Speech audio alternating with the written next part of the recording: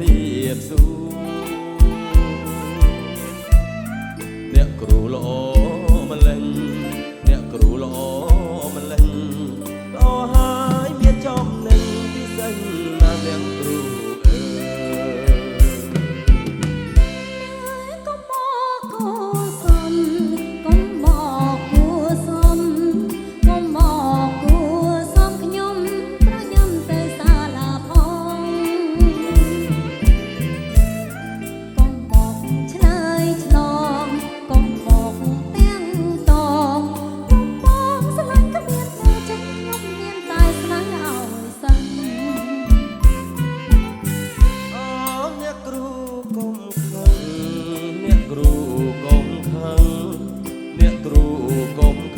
ខ្ញុំមកនឹងល្អជាទេមានការអ្វីដែរមានការអ្វីដែរការនោះល្អទេគឺសូមញ៉ាក្មួយឲ្យរៀន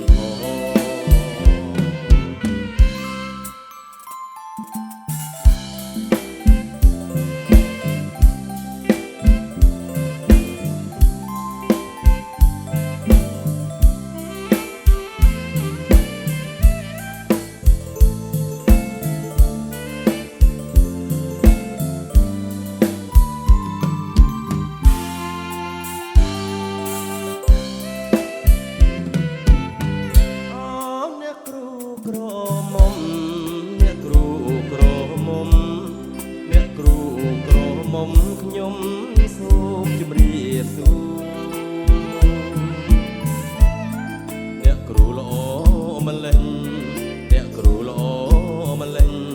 ល្អហើយមានចំណេញពិសេសណាស់អ្នកគ្រូ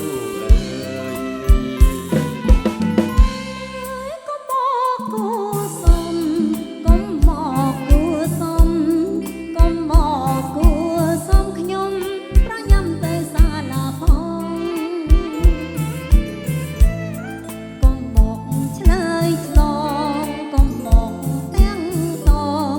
បងបងស្លាញ់គ្មានទេចិត្តខ្ញុំមានតែស្នេហ៍ឲ្យសិនអូអ្នកគ្រូកុំខឹងអ្នកគ្រូកុំខឹងអ្នកគ្រូកុំខឹងខ្ញុំមកនឹងល្អជាទេ